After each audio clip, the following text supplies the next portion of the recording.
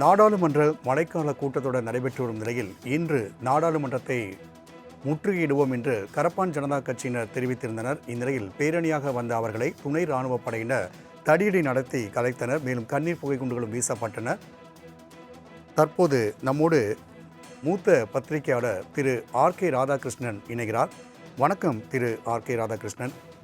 இன்று இந்த மழைக்கால கூட்டத்தொடர் நடைபெறும் சூழலில் நாடாளுமன்ற வளாகத்தில் ஒரு பெரிய பரபரப்பு ஏற்பட்டுள்ளது. கரப்பான்பூச்சி ஜனதா கட்சியினர் முற்றுகை போராட்டம் நடத்த முயலும் நிலையில் அவர்கள் மீது தடியடி நடத்தப்படுகிறது. இப்போது இருக்க இந்த சூழல் அரசியல் களத்தில் என்னவாக நாம் பார்க்க முடிகிறது? நிச்சயமாக இது ஒரு அட்மினிஸ்ட்ரேட்டிவ் ஃபெயிலியர் தான். அரசியல் களத்தில் இருக்கின்ற அந்த இம்பாக்ட் என்பது பெரிதாக இருக்காது. ஏனென்றால் பாஜக யாரை வேணாலும் எப்போ வேணாலும் எவ்வளோ காசு கொடுத்தா வேணாலும் வாங்கிடும். அதனால அவர்களுக்கு இருக்கிற காசு அதானி அம்பானி இவர்கள் எல்லாம் இவர்கள் கையில் இருக்கிறதுனால அவர்களுக்கு பிரச்சனையே கிடையாது. எவ்வளோ வேணாலும் கேஷ் எங்கே வேணாலும் கொடுக்கலான்னு ஒரு நிலை இருக்கிறது. அப்போ அப்படி இருக்கிற நிலையில் அரசியல் களத்தில் பெருசாக ஒரு டிஃபரன்ஸ் வருது. அட்மினிஸ்ட்ரேட்டிவ்லி பார்த்தீங்கன்னா அமித்ஷாவினுடைய ஃபெயிலியர், டெல்லி போலீஸ் கமிஷனருடைய ஃபெயிலியர். இந்த டெல்லி போலீஸ் கமிஷனர் என்பது ஐபியில் பல காலம் வேலை செய்து கொண்டு வந்தவர். அவருக்கு லா அண்ட் ஆர்டர் விஷயங்களை அந்த அளவுக்கு அவருக்கு கையாள முடியாது. தாராளமாக, அதாவது ஒரு யூத் ப்ரொட்டஸ்ட், ஒரு வாலட்டைல் ப்ரொட்டஸ்ட், கொஞ்சம் உணர்ச்சிகள் தூண்டி இருக்கின்ற ஒரு சமயத்தில் தாராளமாக அந்த ஒரு ப்ரொட்டஸ்டை ஒரு வழியாக அவர்கள் கொண்டு சென்றிருக்கலாம். ஒரு பெரிய ஒரு சர்க்கியூட்டஸ் ரூட்ல கொண்டு சென்றிருக்கலாம். தாராளமாக அதற்கு ஒரு பர்மிஷன் கொடுத்திருக்கலாம். இதை இதை செய்தால் மறுபடியும் அமித்ஷாவுக்கு அது ஒரு ஃபெயிலியரா இருக்கும், இல்லை என்றால் என்னுடைய முதலாளிக்கு அது ஒரு ஃபெயிலியரா இருக்கும் என்று இந்த போலீஸ் கமிஷன் நினைத்து கொண்டு அவர் என்ன செய்யறாருன்னு பார்த்தீங்கன்னா, அவர் அதை தடுக்க முயற்சி செய்கிறார். இந்த இளைஞர்களுடைய இப்ப இருக்கின்ற பிரச்சனைன்னு பார்த்தீங்கன்னா, எவ்வளவோ பேர் மறைந்து விட்டார்கள், தன்னுடைய உயிர்களை மாய்த்திருக்கிறார்கள். 20க்கும் மேற்பட்ட குழந்தைகளை நீட்டினால அந்த கொந்தளிப்பினால் மாய்த்திருக்கிறார்கள். அதனால இனி இப்ப எங்களுடைய உயிரை போனாலும் பரவாயில்லை என்று சொல்லிட்டு இன்னைக்கு உண்ணாவிரதம் இருக்கின்ற பசங்களும் இருக்கிறார்கள். இல்ல நீங்க அடிச்சா அடிங்க என்ற அந்த பேசிஸ்ல வருகின்ற பசங்களும் இருக்கிறார்கள். படித்தாலும் வேலை கிடையாத ஒரு நிலை. ஒரு ப்ராமிஸ் இந்த இளைஞர்களை பொறுத்தவரை இன்னும் பூர்த்தீகரியம் பண்ணாத ஒரு நிலை.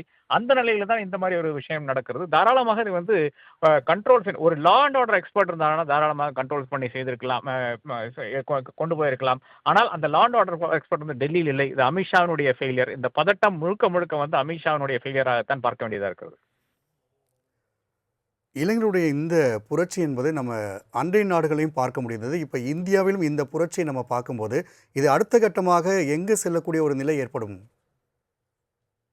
இது இவர்கள் ஒடுக்குமுறை தானே. அதாவது ஒடுக்குமுறை அடக்குமுறை, ஒடுக்குமுறை, இதைத்தான் இவர்கள் கையில் எடுத்துக்கொண்டிருக்கிறார்கள். இனி எத்தனை பேர் சுட்டுக் கொள்ள போறார்கள், எத்தனை பேரை சிறை பிடிக்க போறார்கள் என்று இனிதான் தெரியும். நமக்கு அனைவருக்கும் தெரிஞ்ச ஒரு விஷயம் என்னவென்றால், ஏறத்தாழ 150 200 கேமராஸ் ஏஐ கேமராஸ் இன்னைக்கு அந்த சிஜேபி ப்ரொடெஸ்ட் சைட்ல வைத்திருக்கிறார்கள். இது எதுக்குன்னு பாத்தீங்கன்னா வேற ஒன்றும் கிடையாது, ஃபேஷியல் ரெகக்னிஷனுக்காக.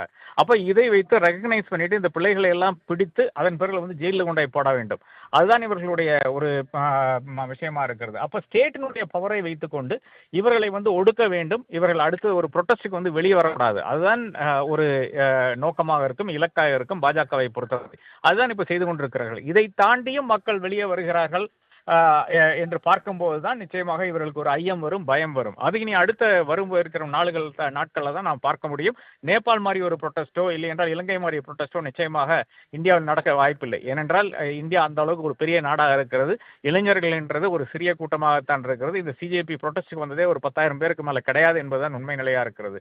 அதாவது ஒரு 1.5 பில்லியன் ஆட்கள் இருக்கின்ற நாட்டில் 10,000 என்றது பெரிய நம்பர் கிடையாது.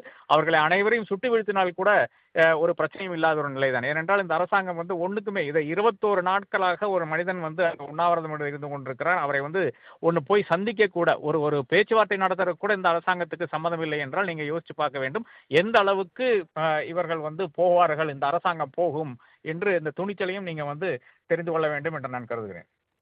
தொலைபேசி வாயிலாக உங்களுடைய கருத்துக்களை பதிவு செய்தமைக்கு நன்றி திரு ஆர்.கே.